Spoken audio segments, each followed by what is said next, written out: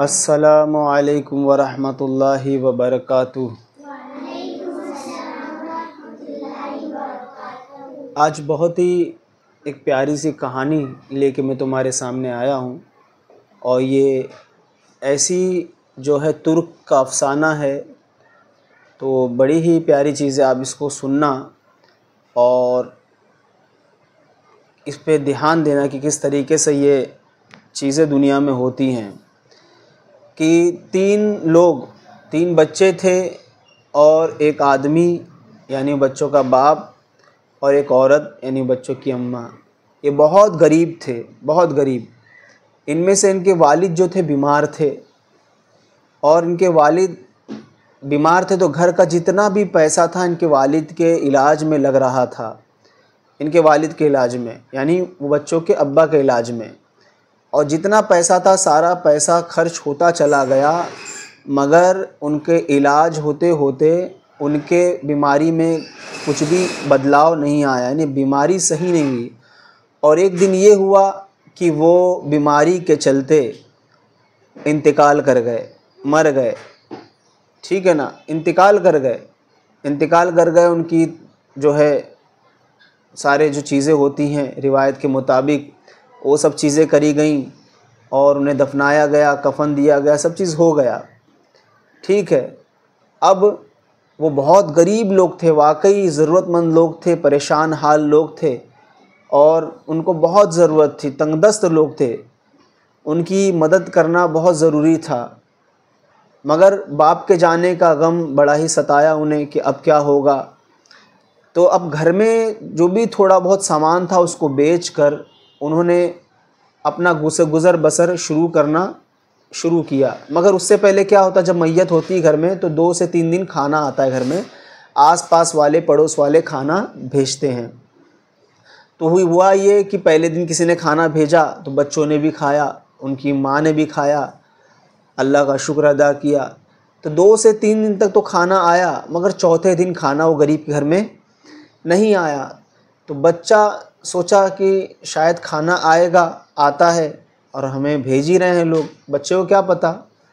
तो बच्चा बाहर निकल के देखता है तो सामने वाले घर से धुआं उठता है हल्का हल्का, खाने की खुशबू आती है। तो वो बच्चा सोचता है कि शायद पक रहा होगा, अभी लेके आएंगे। अंदर आ जाता है और बच्चे अंदर बैठे होते हैं, माँ होती है, माँ को तो पता ही है कि 3 दिन हो गया खाना आना नहीं है। अब वो गरीब बहुत, तो माँ से बच्चे पूछते हैं अम्मा खाना कब आएगा, हमको भूख लग रही है। तो माँ ने कहा ठीक है, देखते हैं, इंतज़ाम करते हैं। कुछ तो घर में कुछ चीज़ें होती हैं तो ढूंढती है, तो उसको कुछ रोटी के टुकड़े सूखे पड़े होते ना, जो हम खाते हैं, 1-2 दिन की सूखी रोटी रह जाती है तो हम खाते नहीं हैं। तो वैसे ही उनके घर में था, क्या मालूम कौन सा टाइम की सूखी रोटी पड़ी थी, तो वो निकाल के लाए और उसको कैसे भी करके भिगा के किसी तरीके से बच्चों को खिला के सुला दिया गया। फिर दूसरा दिन होता है तो अब क्या किया जाए, बच्चे भूख से निढाल हो रहे थे और पूछ रहे थे माँ से, खाने का सवाल कर रहे थे। तो माँ को रहा ना गया, तो माँ ने क्या किया, घर के अंदर कुछ सामान था, छोटा मोटा बर्तन, उसको बेचा और बेचने के बाद फिर वो कुछ सामान खाना लाके बच्चों को खिला देती है। 2 से 3 दिन उसका गुजारा हो जाता है। अब जाहिर सी बात है, भूख तो सताती है ना दोबारा। उनके सामने फिर भूख खड़ी थी, फिर उन्हें भूख जो है याद दिला रही थी। तो अब बच्चों ने फिर कहा कि अम्मी भूख के बिना रहा नहीं जा रहा है, ताकत नहीं है बदन में, कुछ खिला दीजिए। वो बच्चे थे, उन्हें पता नहीं था। तो हुआ ये कि माँ ने और कुछ सामान ढूंढा तो मिला नहीं, अब क्या किया जाए। तो अब वो एक चादर ओढ़ती है और उन्हें ओढ़ने के बाद परचून की दुकान पे जाती है जहाँ पर सामान मिलता है, चावल दाल वगैरह।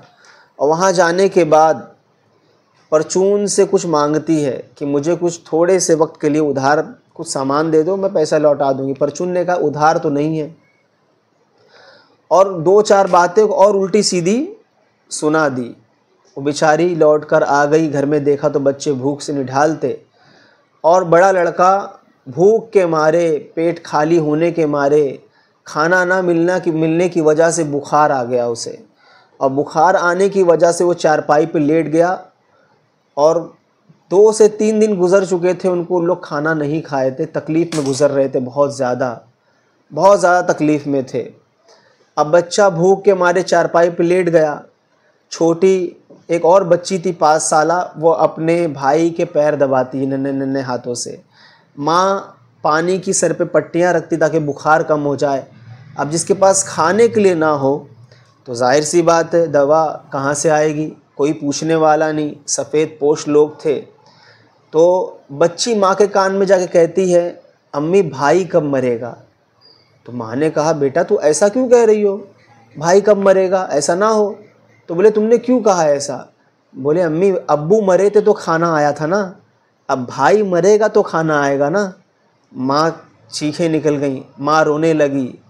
अब बताओ, बच्ची कह रही है कि कोई मरेगा तो खाना आएगा, यानी बाप का इंतकाल हुआ था तो 3 दिन लोग खाना खिलाए थे, और अब भाई का इंतकाल होगा, लगता है तभी खाना आएगा, उससे पहले कोई खाना नहीं आएगा, लगता हम भूख से ऐसे ही रह जाएंगे, मर जाएंगे लग रहा। बच्ची को क्या पता था, मगर बच्ची को यही जहन में था कि इंतकाल मेरे वालिद का हुआ है तो लोग खूब खाना ला रहे थे, खूब खिला रहे थे, हमें 3 दिन तक पूछते रहे, तीमारदारी करते रहे, मगर अब कोई नहीं आ रहा, लगता भाई का वक्त आया है करीब, तो शायद अब 3 दिन तक खाना आएगा। अब बताइए, ये हाल, ये तकलीफ़ उन्होंने सही। और ऐसी ही कई चीज़ें, कई लोग हमारे माशरे में मौजूद हैं, आप ढूंढोगे तो मिल जाएंगे। लोग जो है जीते जी कुछ नहीं करेंगे, खिलाते पिलाते नहीं है, मर जाएं तो कफन मैं दूंगा, कब्र वालों को मैं दूंगा, उसके लिए ये मैं करूंगा। भाई जीते जी उसकी भूख को अगर मिटा देते तो शायद के उसका सवाब मिलता। मरने के बाद तो हज़ारों लोग खड़े हो जाते हैं, बहुत लोग खड़े हो जाते हैं, मरने के बाद इतना अच्छे से इंतज़ाम करते हैं जैसे कि ज़िंदगी में भी बहुत अच्छे थे इनके साथ, ठीक है। तो क्या पता चला इससे कि जीते जी इंसान के साथ भलाई का इरादा करना चाहिए। और हमारे नबी पाक सल्लल्लाहु अलैहि वसल्लम क्या करते, गरीबों की इमदाद, जो वाकई गरीब हैं उनकी मदद फरमाया करते थे, उनको खाना खिलाया करते थे, कपड़ा पहना, फिर काम की तरफ भी उन्हें रग़बत देते थे। ऐसा नहीं कि गरीब है तो काम ना करे, नहीं, वाकई में जो गरीब है, जो काम करने के बावजूद, सब चीज़ करने के बावजूद उसको ज़रूरत होती तो देते थे। तो ये अल्लाह वालों का भी तरीका यही रहा है, अल्लाह वाले भी। मगर आज का मुआशरा दिखाने के लिए तो लाखों रुपए खर्च कर देगा, मैं कर रहा हूँ, फ़लाँ साहब ने किया, उसने डेगे चढ़ा दी, इसने कपड़ा चढ़ा दिया, तो हज़ारों रुपये निकल जाएगा जेब से, लाखों रुपये निकल जाएगा। मगर यूं ही देने की बात आए मदरसे में, या फिर यूं ही बात देने की आए मस्जिदों में, या यूं ही बात देने की आए किसी गरीब को, ज़रूरतमंद को, तो नहीं देंगे। क्यों? उसमें बड़ाई नहीं होगी ना, क्यों दूँ, बड़ाई नहीं होगी, बड़ाई नहीं मारी जाएगी उसमें ना, उसमें तकब्बुर नहीं दिखेगा, उसको उसके अपने नाम और शान और शौकत नहीं बढ़ती हुई दिखाई दे रही है, नहीं, बल्कि इधर जब देगा उधर देने पे तो कुछ भी नहीं है, रियाकारी है। जितने लोग खा रहे हैं वो खा के चले जा रहे हैं, ठीक है, इधर दिखावा है ना। मैं नहीं कहता सब खिलाने वाले दिखावा करते हैं, मगर जहाँ लोग दिखावे के तौर पे खर्च करते हैं ना, तो उससे बेहतर है बिना दिखावे के तौर पे यहाँ करें।